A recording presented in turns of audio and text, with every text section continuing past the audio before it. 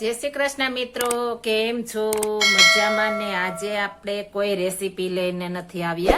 આપણે આજે કેરી કઈ રીતના પકાવવી તે હું તમને રીત બતાવીશ। એકદમ સરસ અને ફટાફટ બની જાય, પાકી જાય તેવી આપણે રીત બતાવીશ। આપણે કોઈ કેમિકલ નહીં, કોઈ વસ્તુ નહીં અને આપણે 3 થી 4 દિવસમાં એકદમ સરસ પાકી જાય તે રીત હું તમને બતાવીશ। અને આપણે બજારમાંથી પાકેલી લઈએ છીએ તો તે કેમિકલ આપણે આવે છે અને આ રીતના પકાવીશું તો આપણે નેચરલ પાક છે। મેં આ ઓર્ગેનિક કેરી આવે છે તે ડુંગરની લીધી છે। આપણે એકદમ સરસ અમારે જુનાગઢના ડુંગરમાં કેરી મળે છે તે મેં લીધી છે। આપણે આ રીતના ગોટી કેરી હોય અને આ ડીટનો ભાગ બેસેલો હોય તે લેવાની છે। આ બેસેલો ભાગ હશે તો આપણી કેરી ફટાફટ પાકી જશે અને મીઠી પણ એટલી મસ્ત હશે ને ગોઠલી અંદરથી એકદમ નાની નીકળશે। આ રીતના કેરી આપણે લેવાની છે અને આને આપણે દાણો પડેલી હોવી જોઈએ। આ રીતના દાણો હોવો જોઈએ, સફેદ નાના નાના છે તે આપણે દાણો કહેવાય છે। દાણો પડેલો છે એટલે આપણે ફટાફટ પાકી જશે। આપણે એકદમ સરસ કેમિકલ વગર આપણે પકવવાની છે। તો આપણે મેં 1 મણ કેરી લીધી છે, 20 કિલો। હવે આપણે દાબો નાખીશું। પેલાના માણસો દાબો કહેતા, આપણે કેરી કઈ રીતના પકવવી હું બતાવીશ તમને। આપણે એક પેપર પાથરી દેવાનું છે। તમારી પાસે જો કંતાન કોથળો આવે હોય તો તે પણ પાથરી શકો છો। તેમાં આપણે આ રીતના ઊભી કેરી મૂકી દેવાની છે।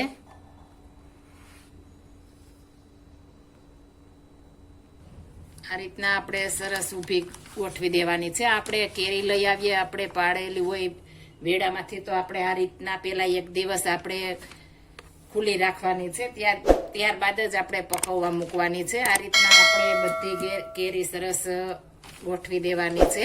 આ રીતના ઊભી ગોઠવશો એટલે તમારે એક પણ બગડશે નહીં અને ફટાફટ પાકી પણ જશે। આ રીતના એકદમ સરસ આપણે ગોઠવવાની છે।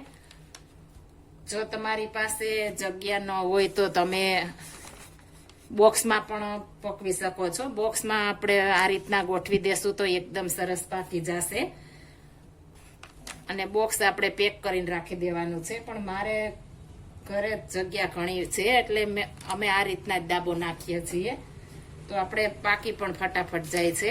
આ રીતના આપણે બધી કેરી ગોઠવી દેવાની છે।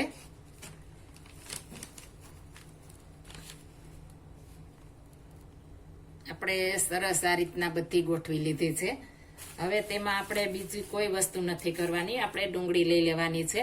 ડુંગળીને આપણે મૂળિયાનો ભાગ નીચે આવે એ રીતના રાખવાનો છે। મૂળિયાનો ભાગ નીચે હશે તો એકદમ સરસ હીટ આવશે, એટલે આપણે આ ભાગ નીચે રાખીશું, મૂળિયાનો ભાગ, એટલે ફટાફટ આપણે પાકી જશે। આપણે 3-4 કેરી, 2 કેરી વચ્ચે આપણી પાસે જેટલી ડુંગળી હોય એ પ્રમાણે મૂકી શકીએ છીએ। આ રીતના આપણે મૂકી દેશું એટલે આપણે ફટાફટ પાકી જશે અને આને આપણે 3 થી 4 દિવસ માટે ખોલવાનું જ નથી। 4 દિવસ થાય ત્યારબાદ જ ખોલીશું તો આપણે એકદમ સરસ પાકી જશે અને ખોલાખોર કરશું તો આપણી હીટ વહી જશે તો પાકશે પણ નહીં। એટલા માટે આપણે આ રીતના ફટાફટ મૂકીને આપણે ફટાફટ ઢાંકી દેશું એટલે એકદમ સરસ હીટ આવે અને 4 દિવસ માટે રેવા દઈને આપણે ખોલીશું તો એકદમ સરસ પીળી થઈ જશે અને મીઠી પણ એટલી થશે। આ રીતના પકવશું એટલે આપણે સાઈડમાં નીચે પણ જગ્યા હોય તો આ રીતના એકાદી આપણે મૂકી દેશું અને એકદમ સરસ રાખવા દેશું અને આપણે હવે તેની માથે પેપર ઢાંકી દેવાનું છે। પેપર આ રીતના ઢાંકી દેવાનું, બધી બાજુથી કવર કરી દેવાનું છે, ક્યાંય પણ ખુલ્લું રહેવા દેવાનું નથી। ખુલ્લું હશે તો તમારી હીટ જતી રહેશે તો પાકશે નહીં, એટલા માટે આપણે સરસ કવર કરી દેશું અને આપણે 2 થી 4 પેપર ઢાંકી દેશું એટલે એકદમ સરસ આપણે પાકી જાય આ રીતના। જો આ મારી રીત પસંદ આવી તો મારી ચેનલ લાઈક, શેર અને સબસ્ક્રાઈબ કરી દેજો। ફરી મળીશું નવી રેસીપી લઈને। જય Shri Krishna. Thank you for watching guys.